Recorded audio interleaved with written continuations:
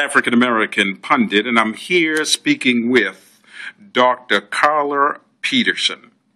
And Dr. Carla Peterson is a professor at the Department of English at the University of Maryland. Let me get that right because, you know, I'm a graduate of the University of Massachusetts, but she's from the University of Maryland. And she just wrote I'm going to call it a phenomenal book, on Black Gotham, a family history of African Americans in the 19th century, New York City.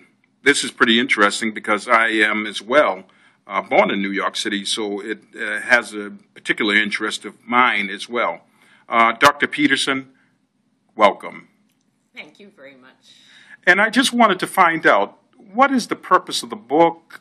How did you come up with the whole issue of Black Gotham and the history of African Americans? Where does this all come from? Well, it comes from two different sources. One is professional and one is personal. So the professional source is that I've worked for several decades now on free Black communities in the antebellum North. So my prior book, Doers of the Word, was about African American women in Boston, Philadelphia, New York, Rochester, and the work that they did. And that's what I teach. So I had this interest in continuing to investigate these free Black Northern cultures. The other, of course, was personal. What did I know about my family? Next to nothing. Did I want to find out something about my family? You bet I did. So I was at a point in my career where that became possible. So I decided to put my two interests together, and that's how it came about. So through a process of digging and excavation, I found out a lot about my great-great-grandfather and my great-grandfather. So this is a story, and there's a father-in-law, son-in-law relationship. So this is a story about the two men, and it spans the entire 19th century. So you asked about why the title Black Gotham. And Gotham, of course, is the name we give to New York City. Many people don't know where the term comes from. It was coined by Washington Irving, the famous writer in the early part of the 19th century, I think around 1810. And it's a long history to the name, but he was the one who first started calling New York City Gotham. And people started to take it up. And why I use it is that my family and their friends appropriated the name as well. So when you read the documents from the 1840s on, they're referring to their city, the place where they were born and bred, as Gotham, and to themselves as Gothamites. And I consider that a real insider claim. You don't come from the outside and say, oh, you know, Gotham. You've got to be an insider to claim Gotham as your city and of being a Gothamite. Wow. Now, speaking of claiming, what did you find of all that you were able to research of the 19th century African American and the whole family history? What were some of the findings? What were the significant things that you found? There are just so many. So the first thing I have to say is I had next to nothing when I started, which is kind of a crazy idea to say you're going to write a family history and not have any documents or any stories.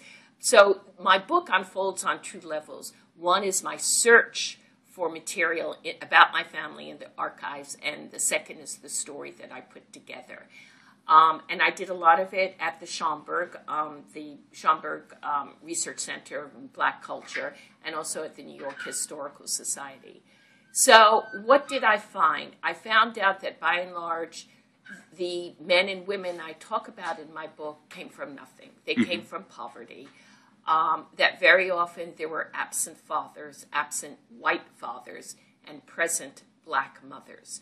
And the strength of the young Black men and women I talk about, in particular men, because that's where the history is, where you get the sources, was very much based in the love and nurture and support that Black mothers gave these men.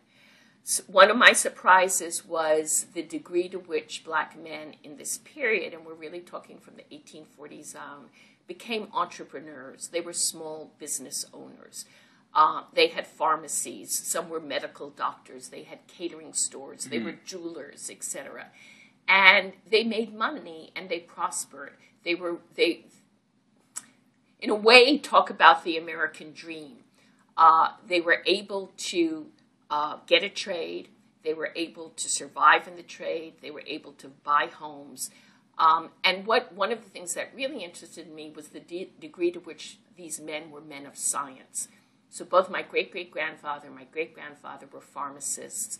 There were many other pharmacists, doctors around. So I'm very interested in the fact that from early on, there's a connection between black men and science. Wow. Yeah, which is really, really interesting. That's some powerful stuff. It is. So you found that essentially your family was extremely self-sufficient. Yes, absolutely, absolutely. And the tragedy is that the more, as black families like my family became self-sufficient, waves of violence would sweep through the city and either demolish or almost demolish everything that they had fought for and managed to maintain and, on their own. So take the 1834 race riot, which was all built around the usual invocation of amalgamation and miscegenation, and the way in which a mob then really, not totally destroyed, but heavily damaged my family's church, St. Philip's Episcopal Church. Think of the draft riots in 1863, when, at the time of the Civil War, when white men, they were the only ones who could be drafted, didn't want to go to war and went on a rampage. And my great-great-grand uncle's house was absolutely demolished and burned to the ground. And one of the interesting story there, though, is the way in which my great-grandfather's pharmacy, his drugstore was saved. And that's because the neighborhood in which his drugstore was increasingly inhabited by poor Irish, and he had made his drugstore the pillar of the community, and he gave away drugs for free when the poor Irish couldn't pay for them. He gave away money. He gave away clothes, etc., etc. So at the time of the draft riots, they protected his store. His store had become theirs as well. Wow. And despite the fact that he was a black man, they protected his store. But so many others were killed, maimed, property destroyed. The accounts of insanity, that's another thing that so struck me, is the relationship of blacks to insanity, and that those who didn't die, they were still permanently damaged and went insane. Wow. So you're talking about strength as well as some disappointment in relationship to African Americans and the black family in New York. Yes. Wow. Yes. But very much the will to struggle and the ability to struggle. So after the Civil War, the black community, the community that I talk about, my family's community, regroups in Brooklyn. And they do very well in Brooklyn. The black community there is better and better educated. You have more and more professionals. Again, druggists, doctors, lawyers. Women start to emerge. You've got an early black woman doctor, Susan McKinney Stewart. You have journalists. You have all kinds of people. And they form organizations, and they become very invested in national politics, local and national politics. So one of the things that my great-grandfather does, the same man with the drugstore during the draft riots, is that he gets appointed to the Brooklyn Board of Education. He's the first black to serve on the board, and he succeeds in getting the Brooklyn public schools integrated in 1883. Wow. But he also insists on maintaining the so-called colored schools. So the parents had a choice. Do I want to send my kid to the integrated school, where the building is probably better, there's probably heat in the building, where there are probably textbooks, but where they have white teachers? Mm-hmm. Or do I want to send them to a black school, the community school, where maybe the facilities aren't so good, but they have black teachers who understand them and will nurture their intellect and push them along? Well, you've given us a short, essentially, review of your book, Black Gotham, A Family History of African Americans in the 19th Century New York. Dr. Peterson, yes, please, if you would. Okay. This is phenomenal. This is a fantastic book. I'm hoping that all of my readers will take a look and, in fact, purchase the book. It is on sale. And tell us where it is on sale at. Well, certainly you can order it from Yale University Press that published it. You can also get it from Amazon. Go on Amazon and get it, Barnes and Nobles, and so forth.